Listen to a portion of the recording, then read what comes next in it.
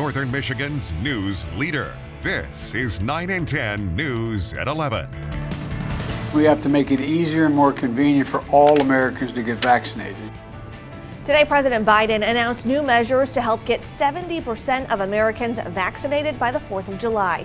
That includes free rides from Lyft and Uber to vaccination sites. About 46% of the total U.S. population has gotten at least one dose of the vaccine. And in Michigan, we've soared past 46% to the 55% vaccinated mark. Here's how our numbers looked today. Cases increased by about 2,000. Deaths rose by 99. 32 of those were found in a records review. And about 7.5 million doses of the vaccine have been administered in Michigan. We've been reporting on the FDA's approval of the Pfizer vaccine for emergency use for kids 12 to 15 years old. It expands access to 500,000 Michiganders, but also raises some questions. The shots will not start for that age group until after the CDC signs off. That is expected to happen tomorrow afternoon. Then, states will be free to begin administering shots to younger people. And when it comes to the My Vac to Normal plan, the state will not count the new age group in that plan, so the vaccination rate will stay at 55% right now. But we're not going to immediately roll in those numbers because it would artificially slow the progress that we're making, and we want to give people predictability and goals to focus on, and that's why the Back to Normal plan was so important. But we will be posting how many percentage from 12 to 15-year-olds are vaccinated as those vaccinations begin. Health departments and pharmacies across northern Michigan are already taking reservations for 12 to 15-year-olds to get their shot later this week. And hospitals say the news about the Pfizer vaccine's upcoming extension to 12 to 15-year-olds comes at a critical time in the fight against the virus. Munson Medical Center says they're still seeing children and young adults come into the hospital and being sent to the ICU with COVID-19. Both Munson and Spectrum Health say they're working to finalize plans to administer the vaccine. Hospitals and health departments across northern Michigan are still waiting on final approval of the vaccine from the CDC's Advisory Committee on Immunization Practices before they start giving the doses. If we allow the virus to continue to replicate uncontrollably in certain populations of people, more variants are going to be spilled out. And at some point in time, the concern is a variant going to be completely have the ability to escape vaccine-induced immunity? And that's the last thing we want. A parent will have to sign off on any vaccine given to anyone 15 and younger. Taking a live look now at downtown Traverse City with our Doppler 9 and 10 Skycam, where clouds and showers started out the day. But those clouds cleared out just in time for a beautiful sunset. And slowly but surely, we are working our way towards some warmth this week. Yeah, but still, there's a few days until the overnight frosty temperatures are a thing of the past. And that'll be a good thing, Tom, because I think my plants have spent more time inside than outside. I think a lot of people have go in the same pattern. They try to buy some around Mother's Day and say, okay, it should last, maybe pull it in one day or so, but our trend has been time. Exactly, it's just cold air. But you know, we do have the warmth to talk about. The problem is right now, it's already down near freezing in Cadillac, in Manistee, in Ludington. So that cold air is definitely out there. You have a little breeze to the east right now, so keeping the temperatures up a little bit. But I think everyone will calm down and just dry out, resulting in those colder temperatures. McBain right now, temperature 42 degrees, winds are extremely light. So the heat we had out there earlier is going back up into space. So dew point is a good representation of what you might reach by tomorrow morning. And as you can tell, we're in those mid-20s to low, a couple middle 30s. It's going to be a cold night. Frost, freeze conditions across the board tonight. Low temperatures, 20s. Maybe a few spots in the middle 30s. It's a cold night, but let's look to the good side of things out there. Warmer weather for daytime highs, at least going up a little bit tomorrow. More notable Thursday, Friday, Saturday, and the weekend. Those nighttime lows might be a little frosty out there next couple of nights, but we do know that they will be warming up throughout the weekend. So yeah, cold conditions, a lot of sunshine, and certainly warming up your temperatures. We'll talk about that in our full forecast. Governor Whitmer's deadline for the shutdown of Line 5 is tonight at midnight, but Enbridge says they are going to ignore it and keep operating through the Straits of Mackinac. The executive director of the Michigan Oil and Gas Association spoke to the House Transportation Committee today, saying the pipeline is absolutely necessary. He was joined by PBF Refinery from Toledo, who says they depend on the operation of Line 5. Both claim that the loss of the pipeline would cost thousands of jobs and result in an energy shortage. They also say there is no plan for replacing the distribution Line 5 provides. But the House Transportation Chairman says there are plans to have semi-trucks carry the oil and gas. At some point, something's going to happen. So the reason we're here is because an anchor, not just once, multiple strikes against this line has happened. Risk is inherent with everything that we do. This pipeline is well protected, well built, and continues to be monitored 24/7, and we have this new service monitoring the ships crossing. We've pretty much done everything we could possibly do to make sure that nothing could go wrong. The governor says if Line 5 is still operating tomorrow, she will consider all Enbridge profits from it to be the property of Michigan. There needs to be a legislative fix for that if local communities are going to flourish and be able to provide the services that the residents expect. An almost 40-year-old Michigan amendment is affecting the city of Manistee and their budget. The city will see what's called a Headley rollback this fiscal year. That means a $41,000 reduction in their general fund used for community improvements. 9 and 10's Katie Barecki explains why and what it means for the city and its taxpayers. I'm certain there's a number of communities, not just Manistee, that are suffering a Headley rollback. The city of Manistee's property tax values grew significantly over the last year. In most northern Michigan communities, the real estate market has been very hot for the last 12 to 15 months, ever since the pandemic hit. And we had over 275 properties change hands in the city. And while the city views that as a good thing, a 1978 constitutional amendment creates some complications. We received a Headley rollback on our millage rate this year, and that has had the impact of reducing our millage rate by about 0.2 mils. And it's a loss of revenue of about $41,000. Combined with an amendment passed in 1994, which caps property tax increases, any substantial growth in a community decreases millage rates. That leads to a loss of revenue for the city. It's almost counterintuitive because home sales have been fast and furious here. We've uncapped properties, so you would expect, even greater revenues coming in, but because of the Headley, we have to roll it back. But taxpayers won't see much of a change. Most taxpayers who don't have any growth in their property or any new construction are going to see really no net increase in taxes or very little. And the city's loss of $41,000 won't be immediate either. We'll make adjustments, and our hope is at the end of the year that we will have addressed that deficit without impacting to any significant degree the level of services to the community. In Manistee, Katie Barecki, 9 and 10 News. It seems like it was just yesterday we were raising money, and today we have this fabulous building and a great program. A life-saving Northern Michigan cancer treatment facility is celebrating a milestone. Roughly 2,500 donors contributed more than $18 million to the Cowell Family Cancer Center, which opened in the spring of 2016 in Traverse City. 9 and 10's Bill Freilich reports on the 5th anniversary of the Munson facility. It's been there from day one, from the day it opened. Quite the facility. Jim and Donna Long are both on the list of the thousands of patients who receive treatment at the Cowell Family Cancer Center.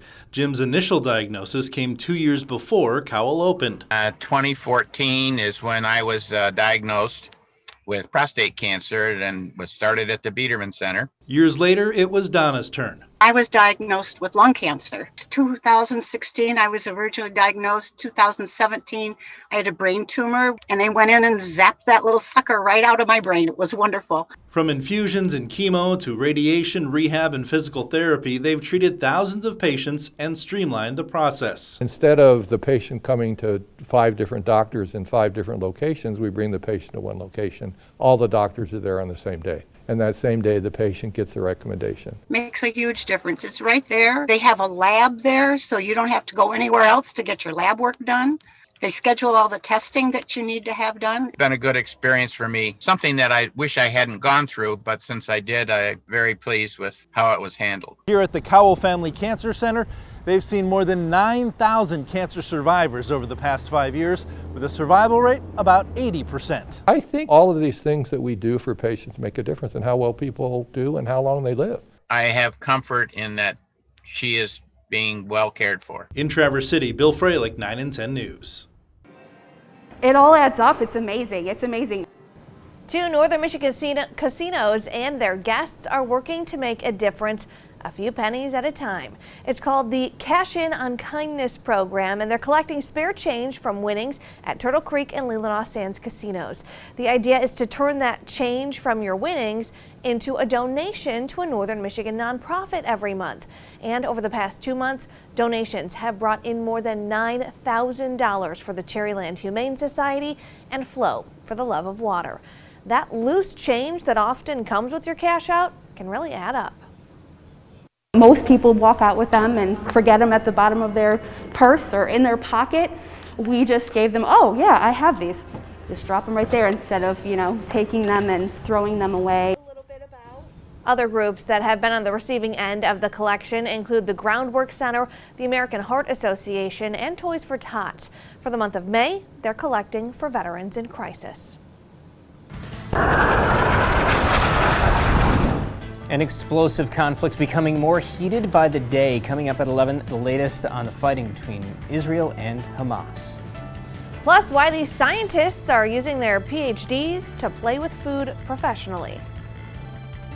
And we're looking outside tonight under those nice clear skies. Nothing really going on locally. It won't be for at least a few days, probably not till next week.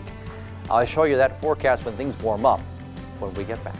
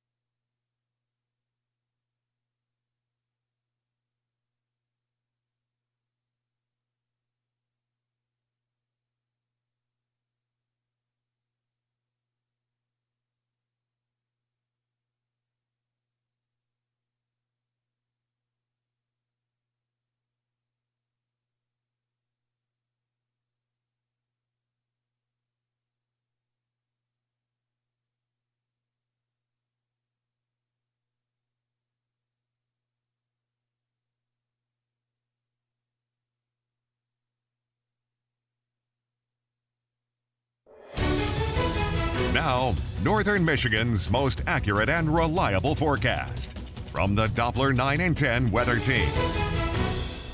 Well, earlier this evening we talked about the hummingbirds coming on back, and even though it's cold outside, yeah, they are coming back to feeders. They need the nectar to stay warm, live out there. And Johannesburg, Randy sent this picture in from earlier, and of course, one out there. Not a big surprise. Just remember, they need to get some food out there because it is so cold, and those wings are really flapping so fast too. And look at these temperatures, even at this hour, mid 30s and low 40s. A few spots are a little bit warmer.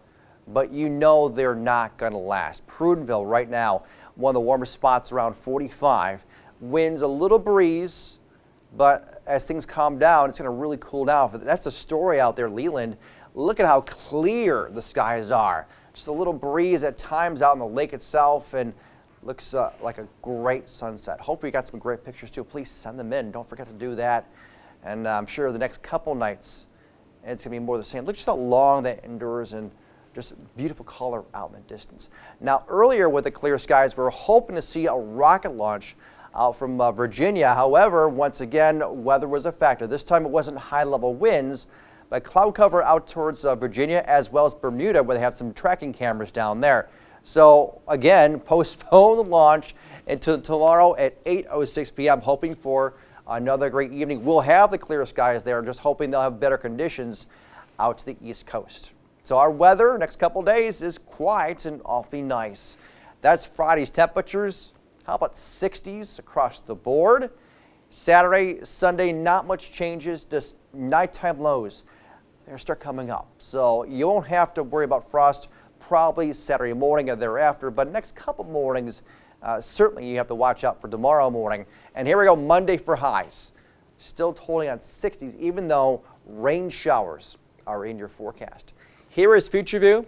Like I said, dry skies.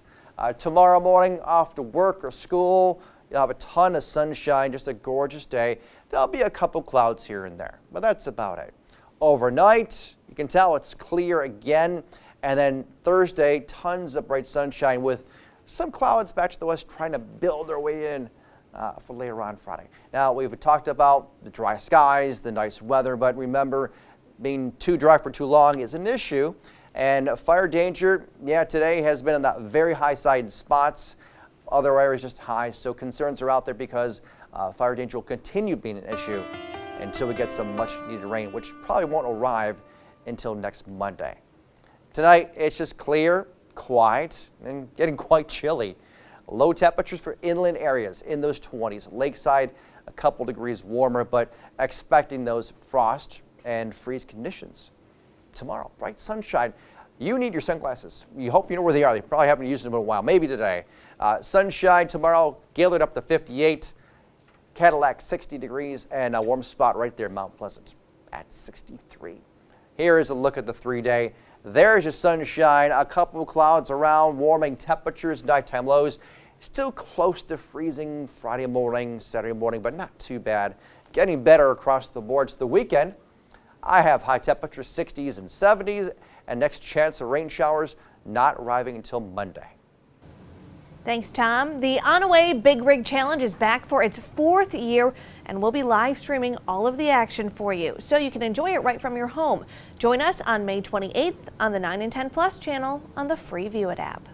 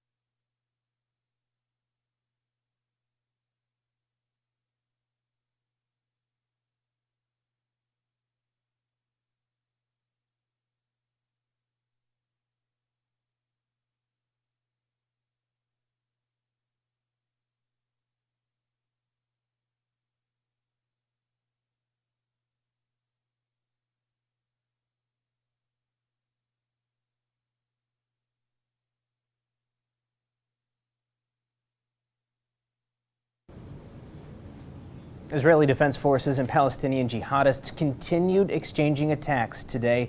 It is the heaviest fighting since 2014. Israel says they've struck 500 targets and killed dozens of terrorists. Hamas fighters have launched more than 700 rockets into Israel from Gaza. Most of those have been destroyed before reaching the ground by Israel's Iron Dome defense system. Hamas says 32 Palestinians, including 10 children, have been killed and around 220 people hurt. Several Israelis have been killed by rockets. Israel's prime minister said they would expand their attacks. Hamas leadership has shown no sign of slowing the rocket attacks. And President Biden will make a trip to the Motor City next Tuesday. He'll be stopping by Ford's Rouge Electric Vehicle Center in Dearborn to check out the new all-electric F-150 Lightning. The F-150 has been the top-selling vehicle in the U.S. since 1981. The president is likely to promote his infrastructure plan that includes an emphasis on electric transportation. Next at 11, shape-shifting pasta and why scientists are spending so much time developing it.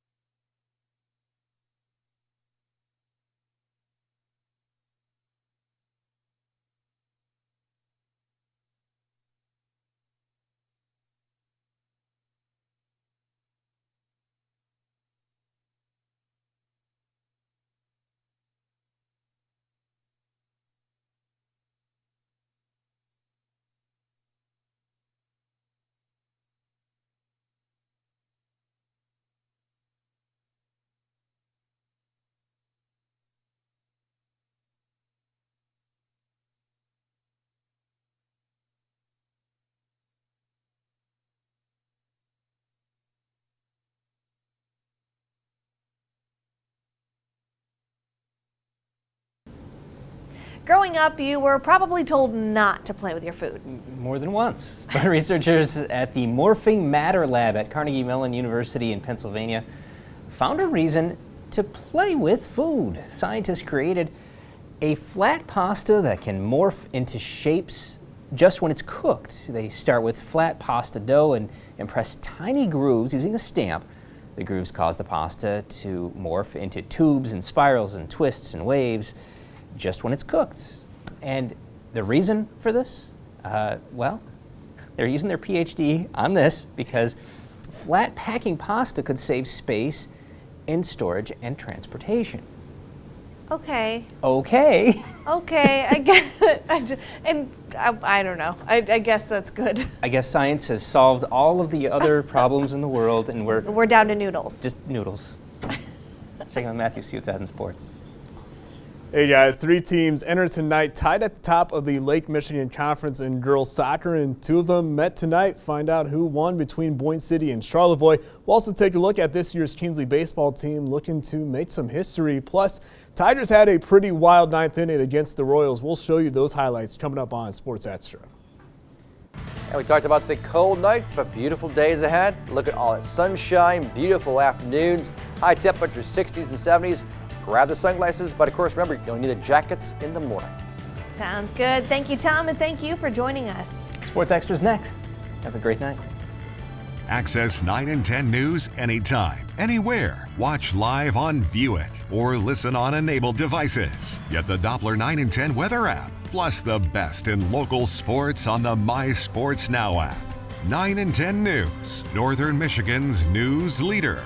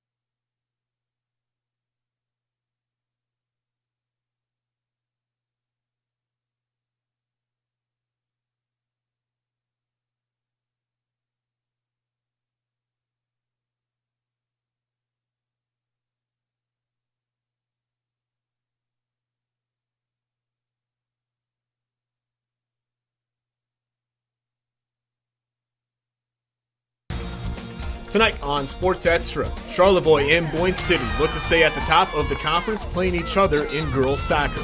Kinsley baseball sets high goals after a strong start to the season. The Tigers start their home series against the struggling Kansas City Royals. Plus, the Pistons take on the Timberwolves at home.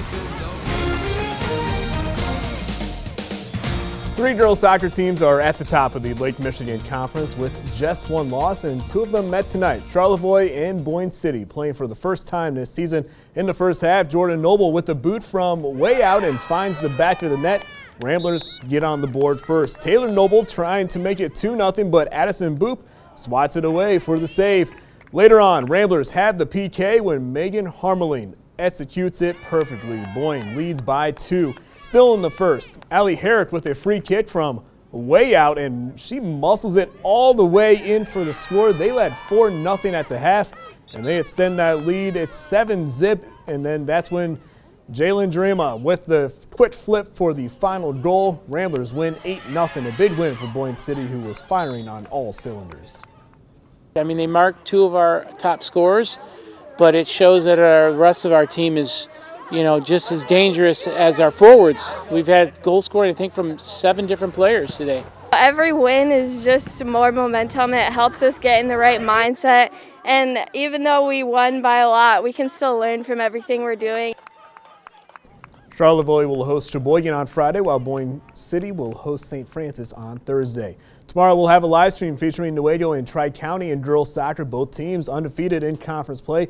Should be a good one, and you can watch that live at mysportsnow.com and on the View It app at 4:30 p.m. tomorrow. And then next week we'll have another live stream coming to your way from the Baseball Diamond. Cadillac will host 15th ranked Petoskey. That game will be live at 4:15 p.m. next Tuesday on View It and mysportsnow.com. The Kinsley baseball program has been tremendous this year, winning 21 of 24 games so far, and they're sitting in first place of their conference, looking to win their 2nd straight conference title. And that 2019 title snapped a 13-year drought, and this year's team hopes to take it one step further and win their first district title since they won it in back-to-back seasons in 1993 and 94. Our focus really this year has been, getting outs. That's been our thing, is just get outs, as many as we can. You know, if they score a run, we just want to get outs every time. We're taking it one game at a time, you know, one win at a time, but obviously, you know, we want to go as far as we can, finish this season, you know, clear the board in our conference, and then take it far into districts and maybe even further. We've been together for almost everybody on the team's been together for 10 plus years, so we all know each other pretty well. It's definitely exciting because obviously last year we had nothing, so it's nice to be back out here for sure. Kingsley will face an extra challenge this postseason as they moved up from Division III to II. The Tigers continue to welcome division opponents to Comerica Park, this time a struggling Kansas City team, and this one had a pretty crazy ending. We'll have the highlights next in sports.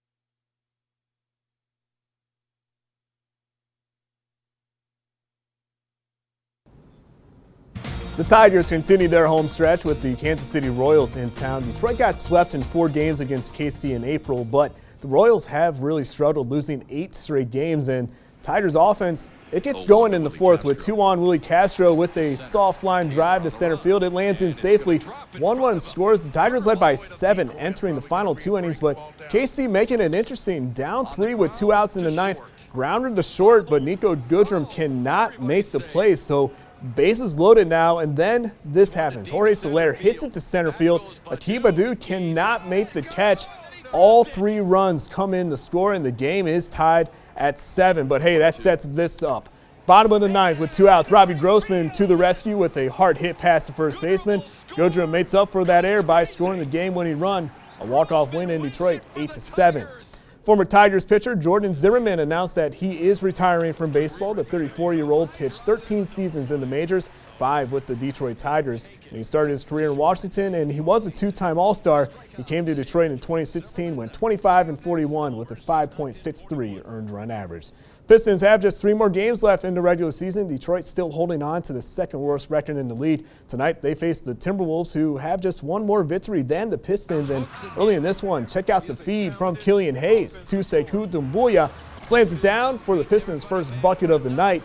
Timberwolves built a lead in the first quarter. Josh Jackson trying to keep his team in it. He knocks down the 3, pulling Detroit back within 9, and they keep on fighting in the second quarter. Saddiq Bey drilling a 3, and it is down to a 6-point game.